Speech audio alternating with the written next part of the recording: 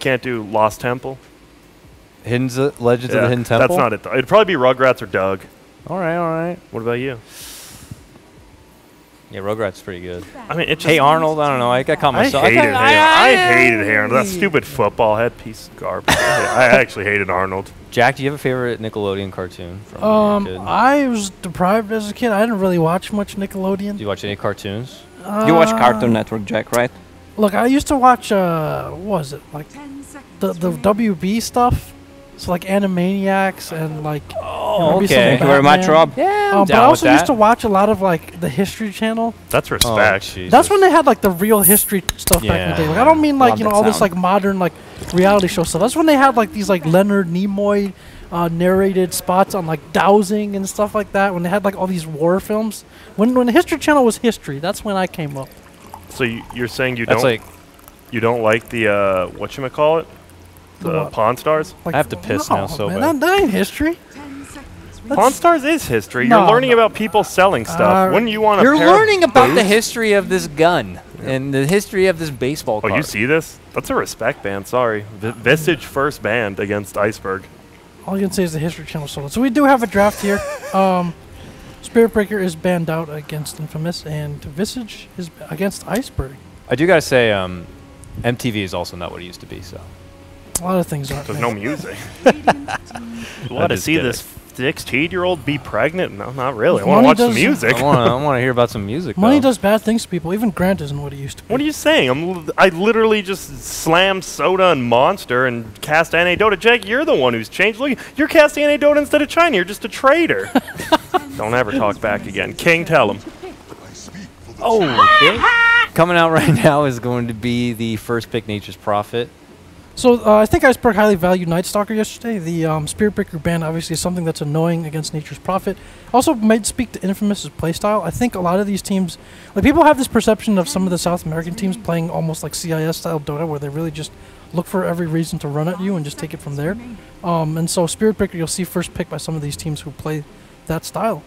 Just being all over the map and always able to start fights. And Nature's Prophet, I mean, we've said enough about this hero. This guy is just one of the stars right now of this, for a lot of teams in this current meta. Could see a Brile Invoker against a global hero. Sprout, Sunstrike setups are potential. Super early to call in the draft, but I just wanted to get that little tickle of excitement going already. Earthshaker comes out first, it looks like, for the side of Infamous here. I mean, well-rounded, one of the best supports in the game. We even seen him just briefly dance in the off lane, but didn't have the much old luck. trusty, you know. This is the old trusty. You guys brought up an interesting point yesterday. I kind of think that the term like meta and stuff is overused a bit as well. Like it's kind of just everyone has their own idea of like what heroes they feel comfortable with and just build something from that.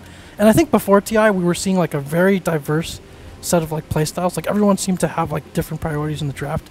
But I think generally around the time of like TI or a big tournament that kind of develops its own meta, then people start seeing like, oh, the winning team is playing this, so everything we have is either an answer to that or just takes things from that. So you are seeing kind of more of this centralized meta, if you will, I think. The problem with what teams are doing, especially let's call them tier 2 teams, they pretty much copy from what tier 1 teams are doing, and I don't think that's working out for them because you need to have your own style, plus you probably don't understand what they're trying to do.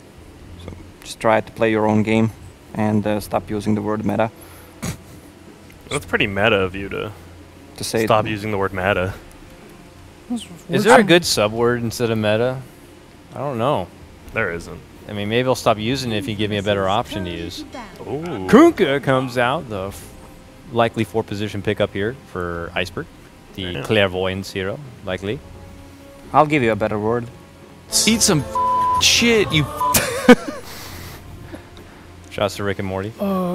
Yeah. Puck? Best show ever. Rick and Morty. I've never seen it. I have above 25 IQ. Dang. Well, not flame too on all Rick and Morty fans. Not too higher than 25. You're not a fan of Rick and Morty? No, why would I be? Grant, we've developed some serious rifts over the course of the day. Yeah, I never watched that show. Well, people say it's hard to, I don't know. Process? If you're Grant.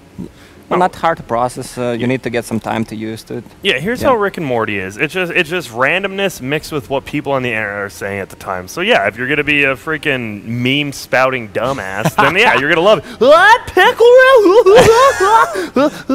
puppies? Like that's Rick and Morty. I just gave you 3 episodes. Are you good now, Jack? That was like 4 episodes, really.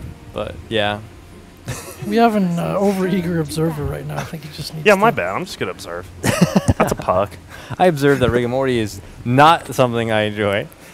The cook is good, though. Able to entrap and get a hold of someone as mobile as the puck. Being able to great setup for the team. Good wave clear later on. Good team fight with your boat. Adding some survivability for those hot and heavy cores later on. But we have some second phase bans coming out right now, and good old Necrophos is going to be executed out. And it looks like Shaman also has to go. We got to see a few Shaman games. The push heavy meta.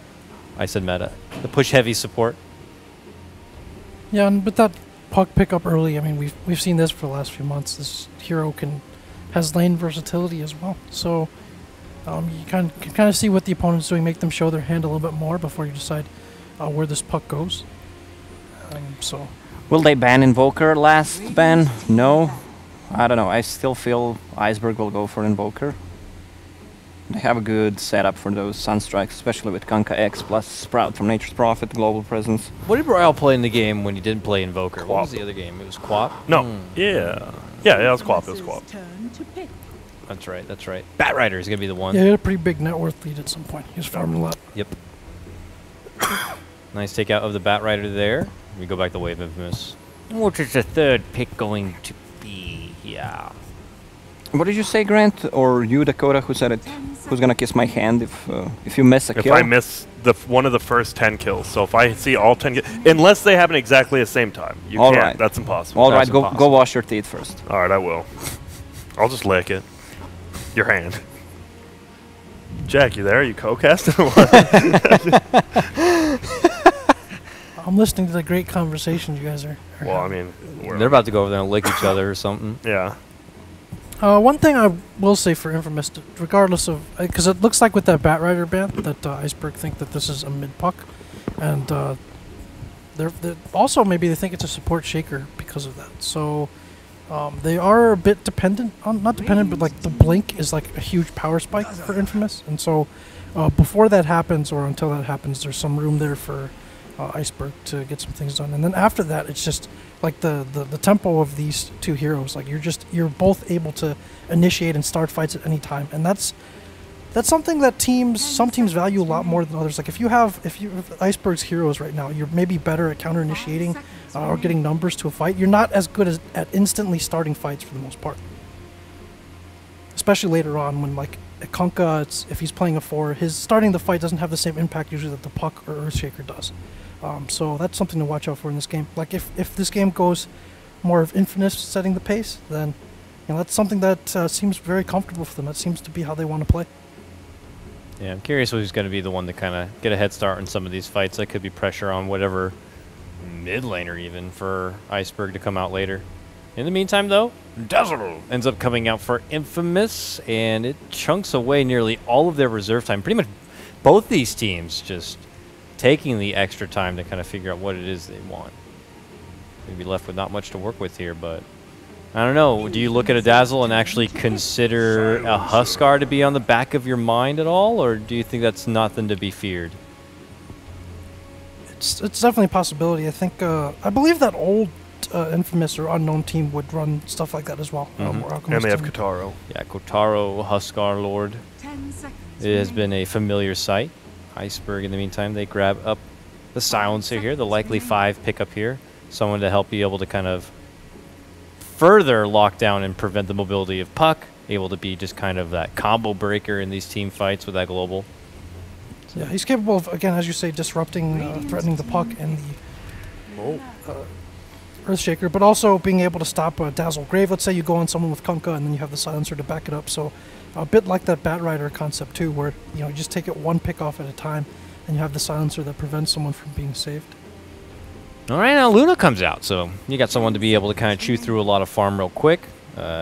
Your Mask of Madness candidate has been the hot trend of recent. Great team fight to also bring in too, and now your pungent late game support. Luna's been kind of hot and cold as far as the optional number 1. We saw a gyrocopter even yesterday, so like why would you choose something like a Luna over going something like a gyrocopter? Some people say they kind of almost fit a similar build to each other. They have good spread damage, can like clean through a base, clean through a team, and then have that kind of rain down the deeps of an ulti to be able to bring good team fight. I think, well, you guys were talking about Mask of Madness in that skit earlier. I think this is something that, well, some players get this more than others, but Mask of Madness is something that Luna benefits a lot from as well, just being able to flash farm constantly. You'll see these situations where Puck and Earthshaker are trying to get pickoffs, and the Luna's just benefiting, just taking up that space very quickly, consuming the farm, and then taking objectives as well. And then when they have all their ults online, it's a pretty fearsome team fight combo to be going into. So. And Storm Spirit here. It's another kind of flashy hero, so this is going to be something new for little Bryle to be able to pick up now. 10 seconds remaining. And even if there's heavy pressure coming his way, which we don't exactly know if there is going to be much pressure, you have Dazzle Earthshaker as the likely support duo on the other side. Yeah, Earthshaker could make a little bit of waves in the early game, but as Storm just coasts his way to getting his ulti and stuff, I could see him being a repeat performance of that Invoker and snowball out of control. Yeah, the biggest thing is Silencer behind him, right? If Earthshaker goes in and tries to echo, just global silence and Storm Spirit should be fine. Seems like Iceberg, from both yesterday and this draft now, like they really value that kind of mobility and global presence. 10 seconds Whether it's something like the Silencer, obviously Storm, Nature's Prophet. I think yesterday with their cores, what was it, Queen of Pain and Weaver, to the second game, like with the global with Nature's Prophet and Invoker. Like they want to be able to have presence through global spells or mobility, and that's like a clear drafting philosophy that Clairvoyant seems to be taking here. Infamous's turn. Well, that was pretty instant Drow pick there. Damn. Surprise, motherfucker! Yeah, Drow now suddenly shows up, and now this Storm has a little bit of extra firepower to work with. The Silencer's got a little extra firepower to harass with. Even Nature's Prophet is going to be benefiting a bit in his off lane too. That's a pretty nice grab. Does this add like that famous Drow timer on top of their gameplay though, or do you think they have a well-rounded game that if this pushes past 25-30 minutes, that do you think Iceberg are still going to be pretty good? I think. Well, the off lane chant, sorry. This Iceberg lineup has a very EG feel to it. It's like they're going to have stronger empowered lanes with the Drow aura. They're going to have a lot of mobility so they can outplay you in like these small fights. And then this really is like an EG drive. You'll see Zaya and the Kunkka, well, back then, in the situation to provide some control and to set the table a little bit. So it's an interesting draft here. Pretty different. I'd say the team fight from Infamous is pretty strong, and we'll have to see how much impact this Enchantress has. The thing. I just want to say one thing before I get right into observing Enchantress in the offlane. They're going to probably want to try to match up Enchantress against Nature's Prophet at level 1. Treants, actually, you can just evade the attacks with the slow of the Q, and I mean, she's just one of those super unkillable heroes. We've also seen that against Drow, at least like some teams choose to go with the getting creeps and kind of running at the Drow early on behind the tower, a lot of kill potential, so that's also a possibility for dealing with Drow. The offlane Enchantress is like an American Dota classic, isn't it? The IX Mike classic. IX Mike Universe and Boba used to all play that back then. Definitely. IX Mike, that guy, what an innovator. Think if he was just a little badder. No, all right. Jack, I see you laughing. He is an innovator. Yeah, he's an innovator. He's just the mechanical helped innovate skills. That offlane Faceless Void as well. Oh, absolutely. He is one of... Nope, they switched. Oh, they tricked him. Earthshaker gets swapped over to Pepita. Oh, really? It'll be an offlane Earthshaker. That was smart. They did it right before it started. That's clever. So support and chant. All right. Observing. Not as exciting. Going. Don't miss anything ever. My favorite thing about Dota besides liches. Right into pauses right away. That's always just the treat. Yep. It's like, oh, we can't get extra time at the beginning. We'll just take it right after the draft's over. Where is my... You guys changed the hotkeys on this thing for sure. That's Jack. I'm just going to have to click it. There actually is no current hotkey for last hit denies. Should be W. All right. Well, that's not me, then. I got a hotkey set for that. Yeah, what is happening? Okay. Well, I got it set up now. So pause is in order right now, ladies and gentlemen, as we get underway.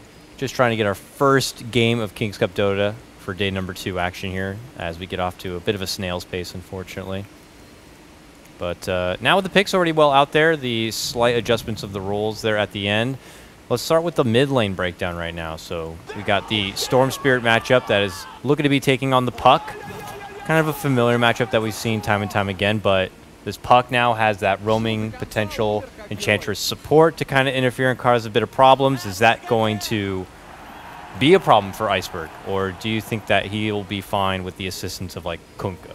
I don't think so. I don't think Puck should be feeling too threatened this game unless he overextends. I would expect the Enchantress's creeps to be more focused.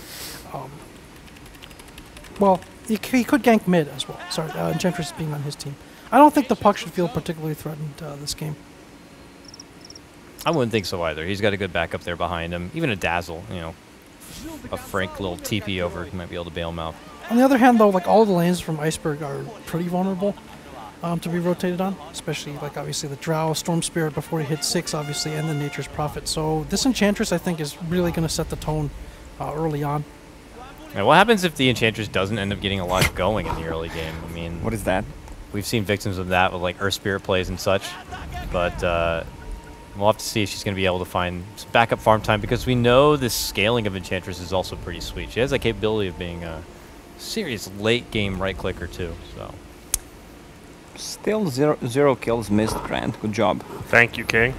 looks like we are finally going to get things moving forward and underway. So as the lanes do get settled in, it's going to be Iceberg Esports rolling out early with what looks like a smoke play here as they head toward the southern side of the map right now. Clairvoyant's moving in pretty damn deep and early because he wanted to get the block on that camp.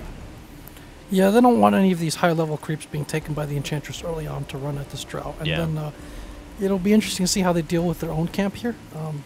I have seen situations where you almost block your own camp or make sure to pull it just so the Enchantress doesn't get the creeps that she wants to harass her safely. And it looks like the Enchantress is moving top, so they may very well be aware of this and just maybe expecting this, and you say, instead of contesting that with you, I'm going to focus my energy elsewhere. I'm curious if that's just inside the jungle up top, or if she actually finds a way to participate in the top lane action. Monkey's already kind of putting in a little bit of work early here with the Treants being a bit of harassing as he moves on forward into the 3. It's one little bounty rune, but he's hoping to see if maybe he can cause a bit of a ruckus here. But ultimately, they are going to have to push off. So bounties will be split from both sides right here, and we get into the laning setup. How about our Earthshaker friend here? You are in a solo offlane Earthshaker setup. He can block the wave, which is always the guaranteed, like, helpful note. Is that just good enough for your Earthshaker? Because otherwise he's going against Jab's Silencer with a Drow Aura buff and right-click. Sounds pretty painful. It's going to be tough. I mean, if he gets help from the Enchantress, they can sit a little bit more in lane. Otherwise, he should be able to get some experience, but not too much farm. Silencer's pretty good as a lane harasser, especially with that Drow Aura as well. Enchantress nearby. She's already picked up a Wolfie for herself. So it looks like she won't be assisting Pepita rather at the moment, as Jab's just stepping in the lane. Forces him back, but like I mentioned before, he's going to be able to have that wave near the tower, so it shouldn't be too much trouble at the moment. After Stinger is able to pick up that Wolf, it looks like she's just going to head into enemy territory, hoping to probably find a better creep to work with here and seeing what kind of impact she can make in the early game, because she's got a quota to meet. And it's kind of part of the job. Yeah, Clairvoyance is going to start top here, which is interesting. If there's an overextension on harassing this Nature's Prophet, they can get a kill as he's going to run into lane here. Nature's Prophet, of course, hits really hard with pretty good range early on as well. So. Yeah, he does. Him and those trees. Look at that, already getting the Luna pretty dang low, but she's came to the lane with 8 tangos to work with, so she was expecting to be eating quite a bit of harassment probably from that Nature's Prophet. Bottom lane, though, we have a move on for Jabs. There is a good You missed it. block, I saw it. and they're going to be able to get it. I saw it. I helped with that one, too.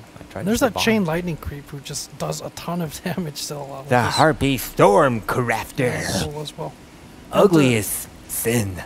If you look at the ward here, the Radiant have committed a ward up here just to be able to spot an Enchantress rotation, so very smartly came around through the forest to be able to set up there. It's impossible to last hit with Drow on your tower on early levels. Plus, he doesn't have a Grant like I had the last game. That guy was good. I'm trying to find where Whoa, is the whoa. inverted mouse drag here. Jesus. Bottom lane moves on in. They're trying to get a hold of jabs yet again. The Satyr creeps up in front, and they both beat down poor little Silencer again. Infamous now going to be pulling ahead 2-0 already. Just in full control of this bottom lane swing. As Stinger is just kind of getting in on that early action. The quota has been met. Top lane, harassment onto Monkeys Forever a bit. Excel moving forward, he's got that poison touch. They slow him down, the right clicks are there. They hit him with a Lucid Beam, and they're going to be able to get him down. Stinger now with a killing spree as Infamous move up now 4-0. Those and then happen at the step same off. time. Damn. I'll forgive you. Yeah, simultaneous action there. Yeah, I viewed the most important kill top lane. Okay, that's good. Monkeys Forever not being able to rotate around, you know, that's important. It is important. Yeah, the lane, the tactical edge is obviously going to Infamous here as looks like their Luna will go down here. Oh, she's fast. She's got the boots, but I think she's going to get tracked down. There it goes. Uh-oh, Pink. Nice takedown there. Dazzle, though, a lot of trouble. He's also going to get dropped. Kunkka able to kind of waddle away with just a little bit of life, but Monkey strings together a good set of action here. And he's 2-1 already on his Nature's Prophet. And we're not done yet. Mid That was me. lane, I missed that Bryle is going to be going down to the hands of Leo style. I mean, Crushing it up and over, and I didn't help you out there, Grant. I didn't see No, it that either, was- but You want to come and kiss my hand right away? I'll do, I mean, if I need to. Yeah, of course you need to. Well, they need to see it, you know. Yeah, this is just a great start for Puck. I mean, with that silence and with like the range. Okay. move. Can we get a camera on the king? the king asks for a camera. And production does not care. Kiss the hand. While that's happening, Leo style mid lane, Grant. Don't want to have to kiss him too much here. There you go. He's barely holding on, and he did it. The crazy guy. Yeah, Good shit. because Man of his this, word. Enchantress just applying pressure bottom. It's going to keep the silencer home. He's gonna Silencer's died hit a it. few times. Woo! Oh my, the sidestep of the torrent. Still Oh alive. my god, they're turning around, they're popping the wand, he's jaunting it out. Bryle still ends up going down. Both mid laners will be dropped. They get Stinger inside a ring of death of trees, lock him Easy in his smart. place and be able to take him down that mark. Secured. And it is going to be Iceberg trying to get a couple of kills to string, pulling themselves up now 4-6. Yeah, there's the mobility coming in there. You see the phase boots and the teleport coming in from Nature's Prophet to participate in this fight, and they really needed that. With that kill, sets Infamous back a little bit. Does let the Enchantress know that she has to be careful. Can't just be going wherever she wants, as she had in the first few minutes of this game. Just able to help both lanes with the Wildkin on mid and being able to gank bottom constantly. So that's going to relieve some of the pressure there. The Enchantress is 4-1 and has a Midas recipe, about to have the Midas complete. So she is going to scale and could be a bit of a problem for Iceberg. They don't have a way to kind of burst her down. Would be Yeah. a little concerning. And as you saw with that solo kill, it just frees up the mid because the silencer has to stay at home. Kunkka started top, so he's clearly not going to be able to really help mid or do much against Puck anyway. And so you have to like how Infamous took advantage of the early laning here. Stinger back on the move. Top lane. He's got some creeps. Thinking about making a move. I'm hearing Kunkka X mark though. All right, suddenly my hotkeys just don't work anymore. You know, just good old game. I captured it. Dyer's top tower is that? is under Surrounding Nature's Prophet here, and he's going to be done shortly. Sorry about that, guys. Well, I'm the one. Why did I'm the one on my observer. They don't hotkeys see reset? anything. You're good. That's weird. All right, my hotkey's like reset in the middle of the game. Good stuff. We're back in it right now. Nature's Prophet does end up going down, and we're 4-7 right now. It's just totally shaken up and just we're blowing it, guys. We just took so long to finally get Dota games. Whoa, whoa, whoa! My observer, I've missed, You missed a kill. 1 of 11 kills. All right, all right. I've already seen 10 kills. Jack in a 50 kill game barely saw 10.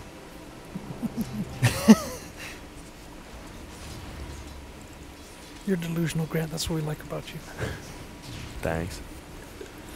And smoked up creeps here from Stinger. He's going to go back behind the Storm Spirit. He doesn't have much mana left. There's Ooh, the but they net. got him with the net. He's in Yes, trouble. there's He the goes silence. down. Bryle? Okay, well, today's not the day for Bryle at the moment. 0-3. It's a slower start for your Storm, but I mean, I've seen the mightiest, even Sumails, even have these slow kind of starts.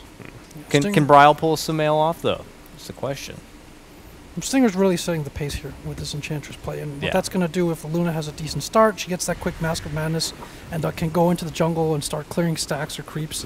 That gives more farm to the support. In this case, if it's... well, Enchantress is farmed already. Boop, Bryle back in mid lane, jumps right in, looking to go to Leo style, but only ends up forcing him just kind of back towards the tower. He'll quickly chunk through some bottle, but backup's on the way here. If Clairvoyance was able to get close enough, maybe could set something up with an X combo, but... Bottom on Drow. God, big jump there. Drow's in trouble. Pops the wand, weasels through the trees. So close with the shockwave, but Charlie's able to hit the TP and get away from trouble. I think it was actually his own fissure there that stopped him from being able to pursue. Yeah, he didn't want to use the Echo Slam first to set it up. So uses Fissure, then he needs to commit for Echo Slam. How you doing, Grant? Is it easy? Is it tough? It's pretty easy. I'm actually chilling right now. This is the most important here in the game right now. Getting that Mask of Madness is going to be quite the thing, so we're just going to keep an eye. Just kidding. Bottom lane. Bottom lane. Bottom lane. And Dazzle, in addition to having a save, is also a support that can fairly efficiently clear out waves. So if you're talking about flash farming a little bit, keeping creep momentum in your favor, like Dazzle also does that better than most other supports. So. Grant, what are your thoughts on neutral creeps, not removing the clarity potions, bottle? Stupid. It doesn't, I mean, you don't get punished. You can just, I mean, it really buffed mid players, right? Yeah. Because every mid player now is like 2 clarities, even past At like least, the 20-minute at mark. least 2 clarities in back-back. I don't know, it just seems like a cop-out for not being able to, you know, kite creeps. Leo style could be a bit hungry to make something happen in the mid lane as he has a Dream Coil good to go, but it's Clairvoyance who rotates in, hits him up with the X, but he will simply orb out from trouble. No trouble whatsoever here for Leo. But he is farming his way directly to getting a hold of that Blink Dagger, and then he's going to be able to make an impact. Across he makes the move for Bryle. Bryle's going to be forced to jump his way out from the coil. Rotations come, and they separate. They split ways. Yeah, these quick blinks that we're on pace for from the Puck and Earthshaker, we mentioned that at the start of the game. It's also going to be an issue. They're going to, at this point, they're on pace to get their blinks about the time that Silencer has level 6 at all, and then obviously with like the fairly long cooldown for global, like they're just going to be able to pick up these kills almost wherever they want. So that's what the start has secured for them, and that's going to start helping them drop towers as well, which is always something that's a problem when you're playing against Drow and like a ranged lineup. They do a good job usually of keeping the waves pushed out or threaten your towers, but if you get the jump on that instead, it really changes the timing of things. Okay, heavy rotation to the bottom lane. Ready to see some fireworks now, as we might see some of these mid laners put their level 6s to use, Leo style. Getting a recharge from the shrine nearby with Stinger, but while Stinger sports the smoke, they're not going to be looking to put it to use quite yet here. Midas on cooldown, he's happy to just keep blasting forward with the farm. I guess Infamous feeling like they're in a pretty comfortable position as they've been winning the majority of the lanes here. Puck taken over his top net worth through the mid lane. They took down Bryle 3 different times. And Luna's also getting a good amount of farm too in the top lane. Ooh, hard move in. Monkeys aggressive here, trying to get a hold of the Luna. She walks her way out, and she has Excel right over her shoulder just in case. And that is where they're going to stop their pursuit. Iceberg will not go any further. That was one of the minor differences in this kind of matchup with Luna instead of Gyrocopter. With Gyro, I think you just turn there and ult, and obviously it doesn't matter if there are treants there, it's almost better if there are, but in this case Luna has to think twice about ulting, especially if there are treants that will just mitigate most of it. Yeah, Gyro feels like a better hero who could just throw down in a lane too. I guess Rocket Barrage makes that a lot easier if you just get kind of find yourself in a pretty abrasive position. Ooh, coil, jump in, orb, rift. Leo just knocks down Bryle in the mid lane. Rotation's going to be coming in from jabs. Can they get redemption for their fallen before comrade? He goes down. No, he doesn't get the blink purchase off. So, I mean, it'll be one more creep, so he'll have it when he's respawned. But he continues to put Bryle on his storm, back in his place. As you mentioned, wasn't able to finish out the blink, but he should get it quickly here. Is that surprising? I guess it's more of a question for Grant, who knows Brile a bit more, but were you expecting this kind of dominance coming out in the mid lane setup, or is that credit to the interference from maybe Enchantress or something? I think if you are a more aggressive player, it's going to be rough. Storm versus Puck once you get higher levels, right? Once he gets a higher level of silence and he disjointed his ball lightning with the ulti so he could move up closer to hit the silence, which was actually super sick. And I don't know, Leo Styles is the one who went double godlike. Both these players are the double godlikes. It's just showing who what's a god to another god. Leo Styles actually just owning. What's a god to another god? Philosophy. Shout out to Aphrodite. Jump in, Torrent, blast, and suddenly Enchantress is evaporated out of the game. Moves in now, possibly for Leo's style, but he's able to jump up to the high ground there. Still has that blink dagger. Bit of miscoordination there. I think Puck got stuck in the trees. Did Leo style, but it's probably for the better because if he actually got into that fight, the numbers were there from Iceberg to make him pay. It's objective time, though. They have this Drow lineup, and it's, you know, the clock's a ticking. It's time to make a push for Tier 1 towers. They got to go down eventually here. It's going to be hard. Usually you see a team wrap around, like for this bottom safe lane tower, they'll wrap around the side. The problem is with all the AoE and like the team fight spells that Infamous have, they have to be careful about doing that. They can't just wrap in that way. They don't have the best initiation either because they can very easily get countered by an Eclipse or, in this case, Puck. Global silence breaks on out. I don't even know what's happening here. It's bottom lane where they're breaking on in. They're going to get the blast down on the Drow. Follow up for jabs. Whoa. And that is quick hit and run coming out from Infamous here towards the bottom lane, using that first global of the game. How did they... And sorry. the blinks are now up on the Earthshaker and the Puck. Yeah, I just want to say, Lacoste, how did they, know that he TP'd to the base to try to snipe the chicken? I didn't see if he did it, in... Probably a sixth sense from someone. Yeah. Probably saw him TPing from a lane. Yeah, nothing was happening. So. Yeah, Monkey's Forever just wasted 30 sands because he TP'd to the base to try Oh, to boat mid lane. Observer to the mid. A boat has flown out. Luna's in trouble. They're running in. Can they slice her down? The Eclipse goes out, but it's not going to be good enough. She's going to get dropped, and now they're looking to move in for Stinger here. Here comes Monkeys in from the north. They hit her with the Grave, though. She's alive and well, but Dazzle not going to be so lucky. They do end up bringing down the Enchantress regardless. It's a double kill for Clairvoyance, and suddenly Iceberg straight ahead and down the mid lane as they take out 3.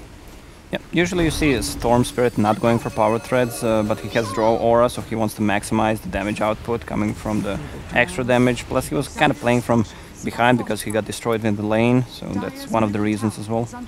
I think this is something that a team like Infamous can work on for sure. I don't think you want to be in that position fighting the tower, knowing the other team has so much mobility to get to you when you don't have the big blink ults up.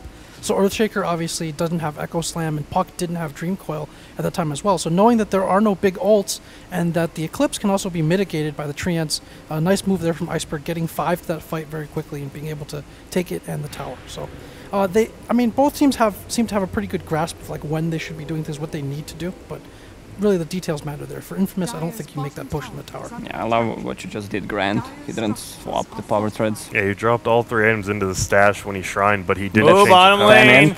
Gotta make a check onto Monkeys as they try to make the approach onto him. He's able to get the turnaround takedown on the Earthshaker. Can they still finish him off? The Dazzle's gonna look to get it done. And it is a 1-for-1 split.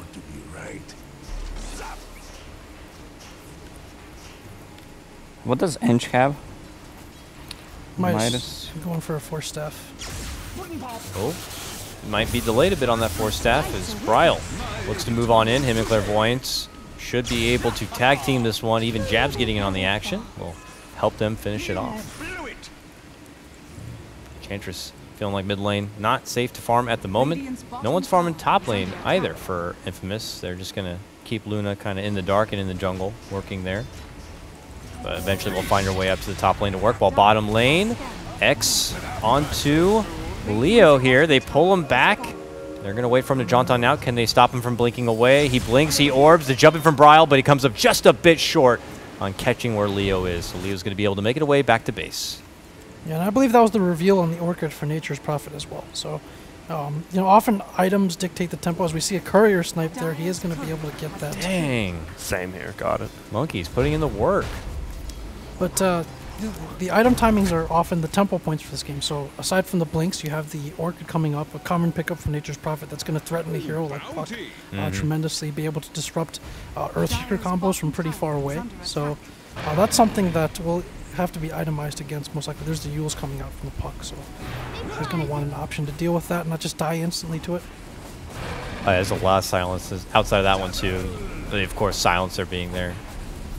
Going to be a bit of a problem. Yules will also help disjoint an X lockdown, too. So And the draw silence, too. Super value to have as a defensive item this game without question. What was the team that ran like a 4 silence lineup yesterday? Yep. Wasn't these guys, right? No, who was that? It was like the second series, I believe. It was a team who lost DCSA. Interesting. Mid lane, nice torn connection onto Stinger, but no follow-up as looks like Dazzle is nearby. So are we waiting for the takeoff period here for Iceberg on the back of this draw lineup and with a Storm? And is it still Infamous just kind of playing more of a grinding, racing farm game? Yeah, I think you're okay with that as Infamous. I don't think you're in too big a rush because you do have like the big AoE control on the team fights. And at some point when you reach the next level of itemization, whether it's Mantas or BKBs on cores, then the silences and the... Oh, in the jungle, up above, we've got Enchantress ambushed. Got jumped on by Charlie, who happens to now own a Shadow Blade, makes a good move in with it, and is going to be able to take down the little deer lady. And now they're just going to segue to the top lane, take down the tier 1 tower too. So a nice little +1 to add on top of it as Iceberg begin to breach and move on to tier 2 towers and jump in, and then it forces out the global. But they do not follow through with anything. I'm not sure if that was a defensive global, but here Leo Style wants to go for a follow-up onto the silencer regardless, and they're going to get Pepita in. He's got that blink dagger, blocks him off with a fissure. Stinger's right in front, and they'll all be able to pepper him down. Still not done yet. Look at this hard commitment in. Is he going to jump? No. But they got the slow. It's onto Clairvoyance. He's going to try to run away, but it's only Stinger pursuing him. The rest of the team back in the lane and going to just go for the push down mid lane.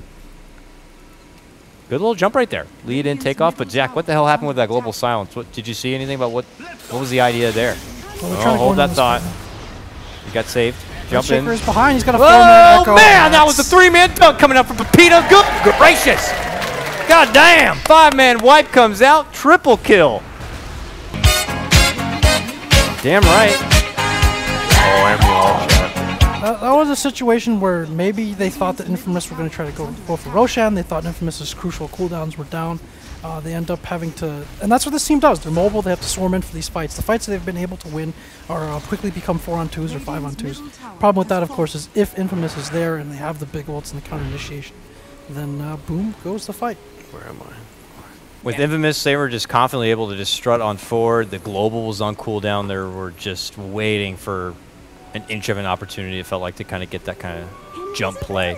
Yeah, I think the story of this game, besides the Enchantress, and largely because of the Enchantress, is that the timings were thrown off a little bit for Iceberg. If they're able to do what they just did before, which is kind of swarm those towers, that starts to open up Roshan earlier on with the Nature's Prophet and the Drow. And with those objectives, they get to take more, they get to control the map, basically. But with a bad start in the lane, it enables the blinks up on the Infamous cores. They lose their towers first, and their cores are behind. If you look at the item progression right now, like Storm basically just picked up his Bloodstone, he's down to 8 charges. They don't have what they need to take these 5-on-5s. They look to make a move in for the Roche, but we have a Catapult coming in as a spy. He's got to spot out the action here. They actually scanned out Clairvoyance. They had a ward and he was smoked, so they knew he was there. And they jump right onto him. They spot him. They silence him. They javelin him. They even hit him with a coil. And the Pirate Man will go down. And now Infamous swarm on in to pick up what they feel is rightfully theirs, a half-eaten Roche. Now belongs to the South American squad. And Iceberg are just waiting on the outskirts, watching in. Are they going to do anything to interfere with it?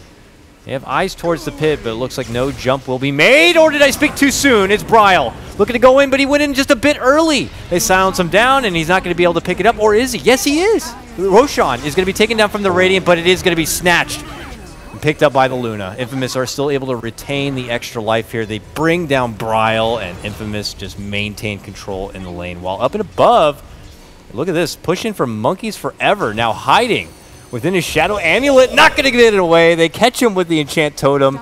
He's still able, though, to hide under the Invis and go for the teleport and makes it out. Pepita just a bit too late. And he goes top lane. He goes all the way to the top lane. He has Treants there that he's going to have chew away at the tier 3. All right. Woo! Flurry of events there, Jack, but it was overall still a successful Roche for Infamous. We saw Iceberg attempting to interject there with that jump, but Yeah, Bryle, obviously, kind of a risky play, but they're in a tough situation right now, and I think his inventory was full, so he couldn't actually pick up the Aegis despite killing Roshan. You just made it up, Jack. I saw his inventory. It was full? Yeah. Unless somebody handed him a TP on the other team. or yeah, I don't know, or he misclicked the TP that was on the ground. Imagine from the if team, I don't Luna know. gave him a BKB just to pick up Aegis. That's worth it. That would be amazing, considering Luna doesn't have a BKB to give him.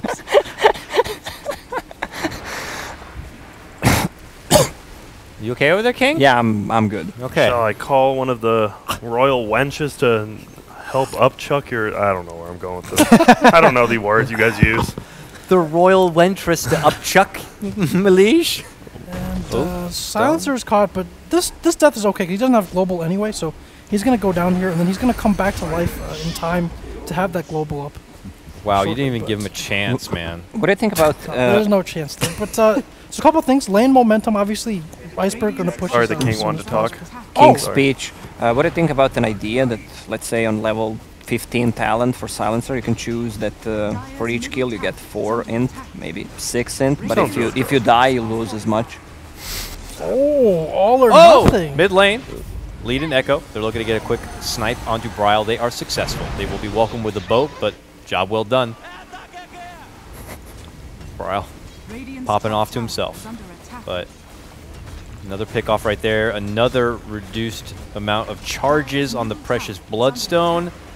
Another knockdown to the morale. It's not feeling too good here if you're Iceberg. But the pressure.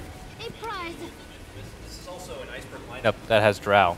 Is my mic cutting out for you guys too, or just me? It was just right there. Okay. Sometimes, if you sit a little silly, a goober, that'll happen. Just like, yeah. It wants your ergonomics to increase. My ergonomics are slowly on the increase. The Aegis is obviously a huge swing point here too, because even if you manage to kill the Luna, like you basically would need to full commit to that, at least 3 or 4 heroes. So in the time that you've taken down her Aegis, by the time she comes back to life, usually the other team's going to have a chance to have responded. So you won't really get a clean pick off on Luna, which means which changes your options here for Iceberg. They basically have to desperately try to split push now and not try to look for these kind of picks to disrupt the pushing. Whoa, what'd I miss? Now just slow approaches here from Iceberg to kind of get some farm in those side lanes a bit. We see Monkeys Forever just kind of cautiously using his creeps to kind of move on in. But Leo Style is just on the other side here, and he now sports the gem too. So a Shadowblade, Nature's Prophet, or Draw Ranger not really as safe as they might think. I'm just throwing out some ideas. Okay. Imagine if you get a, let's say, Bloodstone with 25 charges. You can sell it for a lot of gold. So you just get the charges. I don't know if it increases with each charge. What is Monkeys doing? Monkeys in trouble. There's a gem on Puck as well, and a Yule, so he's not going to be able to. get away from He this. tried to go for some ambitious backdoor play, it looked like, but is going to get spotted. Why isn't he throwing impetuses though? I left my hoofprints in your backside. Saving up his mana. Doesn't want to steal the kill? I don't know. It's full mana. Oh, good push back here, but now it could be Bryle in a bit of trouble. They are prepared and surrounding him. Pepita actually went to step in the lane, but he made a really good jump all the way out. He must have had some vision there. It looks like they have a couple of wards in the Infamous side, so. What? What? Yeah. I don't know. Observer. That one, let's be real. That one's on Excel. Why was Excel farming past the river by himself, Jack? Do you that's agree? right.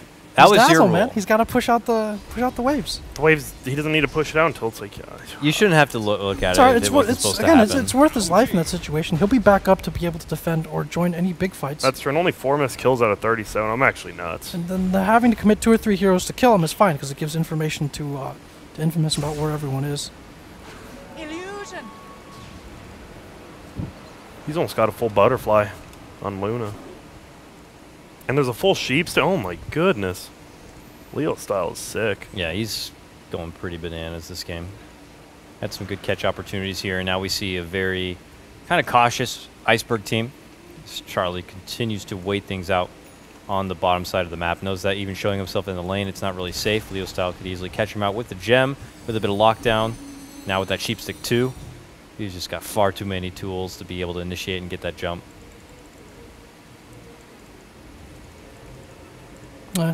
Kind of reached the guerrilla warfare state. Oh, we've been in that situation for a bit for Iceberg. And Yeah. not the position that they necessarily want to be in. You want to be doing that obviously from ahead with map control, with options, keep poking and prodding and applying pressure. But instead, the heroes are giving their lives to keep Infamous from gathering up for the push. Infamous, though, the one's on the hunt. They spotted Bryle jump into that mid lane, and they're going to look to punish him for it. Nice boat torn combo during the global silence. Is it going to be enough to allow him to get away? No. He is going to get popped, and Bryle is out again. And the chase continues. Now moving on in. They are going to also get a hold of Jabs, and it's a twofer for Infamous here as they pull ahead now 25-14, flexing all these new sexy items. Luna not even necessary to get involved. Happy to still push things away here in the bottom lane. Dire's bottom tower is under attack. All according to plan here for Infamous. They're just feeling like a really nice, tight, uniformed team, you know? Came to play today.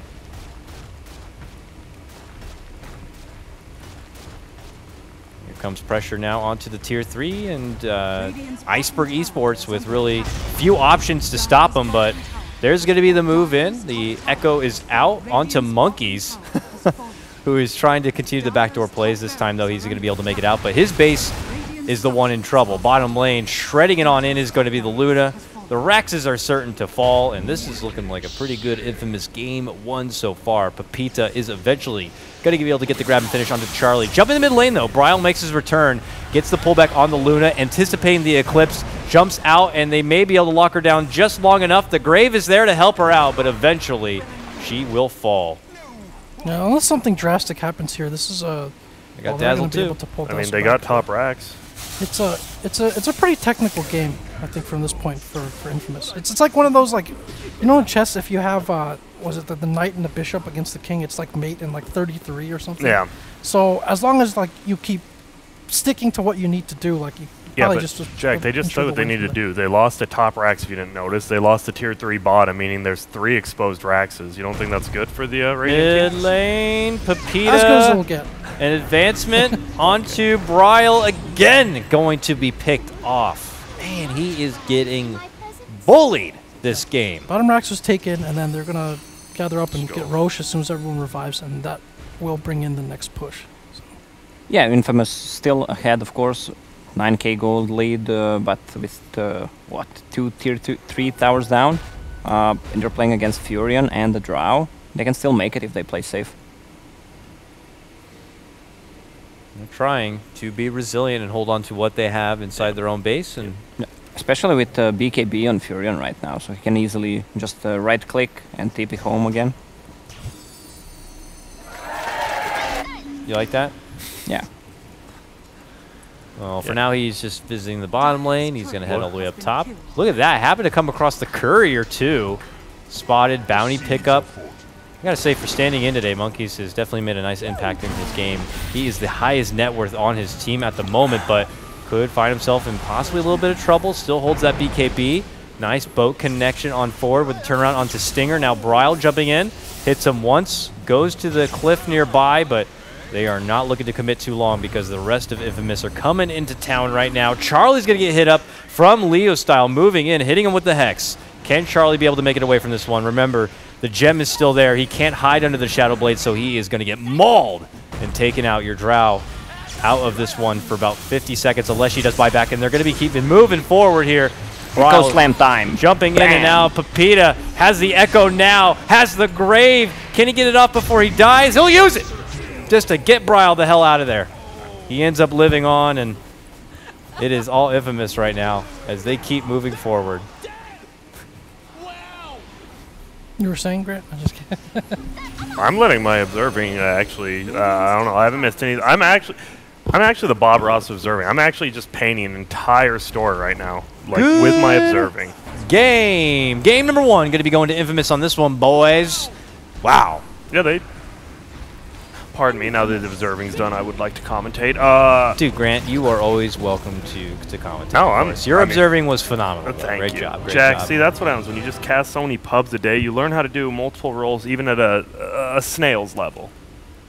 You're getting there. You're almost snail. You're still slug on Observer, but you're doing good. No, it just seems... Infamous, man. We said one of the... I felt one of these two teams was going to look super good, and I just have a feeling Infamous is going to probably win next game. Coming out of this, like, they just looked like a team, like Lacoste said on the panel. Like, they look like a team. I mean, they're probably at a team house. They're playing against the kind of very good players, but, I mean, these guys are tried and true players. All these people have been, besides maybe Pepita, to a Valve event. How much do we attribute this to that early game impact of the Enchantress, the draft setup that Infamous were able to kind of put in play? And then another factor could just be Leo Style really just having a phenomenal game on the puck, too. That's what I was going to say. I can't believe, man. Leo Style is 3 for 3 right now on just insanely just good individual performances. And then Stinger, he was level 4 when he got his Midas. Like, that's how well he did. That's but crazy. His item progression after that was not that good. He had, power threads for the next 10 minutes, and he was not the one who was buying the wards. But overall, he did what he needed to do with the Enchantress. He got a few good creeps, the one with the Wolf, just from some right click damage. Also, after that, he just dominated the first few minutes, 6-7 minutes, and... I don't know. I mean, it's a Drow Ranger. You need to play aggressive against her. That's the one thing I didn't really observe. I didn't see anything out of the Drow. Like, legitimately, I didn't, like, as Lacoste, he's probably watching. I actually didn't even look at the Drow till, like, the end of the game when he was hiding in trees. I'm sure Lacoste was watching Charlie very closely there, well, he can't, unless I am. Well, that's your problem. He didn't have an impact. I can feel Charlie. I can feel what he's doing. My MVP was unquestionably Stinger. I mean, where he was getting the creeps from, the rotations he made outside of the wards where he expected. Yeah.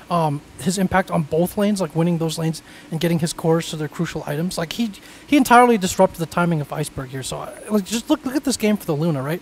Luna does 6,000 hero damage at the end. What does that tell you? Like the Luna really just is the simplest Luna game ever in a sense, right? You have to go clear out camps, get farm, push waves, push with your team, and like there's very little resistance. And why was the game, kind of so easy or relaxed for Luna? It's because Stinger set the cores up to just take it. Yeah, exactly. Luna did not even have to participate in fights because Stinger was tanking up all the damage. Probably every boat was casted on Stinger, and you're just killing a position 4 Enchantress. That's pretty much it. You're giving no pressure on puck, no pressure on Luna, and that's how you end up. Scouts out the Roshan with the controlled cart. You can take towers with the carts, providing vision with creeps as well. Good scans. You usually don't look at scans, but they scanned out like 2 smokes on top of their own hill, which secured them that second or that first Roshan. Yeah. You just don't see, in general, a lot of support Enchantress, I feel, in American Dota games like this. It's like feels tryhardy. Like Chens, Wisps, Enchantress don't really get popular picked up. I feel like besides the former NP, besides like Aoi, like you really don't see too much of that. Down the West. I really do like how they did it. Like it almost they did it on purpose, right? Pepita was on the Enchantress until 1 second before the Hero Showdown. Like they definitely did it on purpose because we've been seeing a lot of offlane Enchantress in FPL. So it might have just messed with them a little bit early game. Yeah, possibly. I like it. The offlane Ange doesn't have that much of an impact. She's just there. You can get a creep on level 1, or you can just... one of the options was, because Drow Ranger has low attack speed, just get the first skill on Ange, so she can't attack you. We can throw.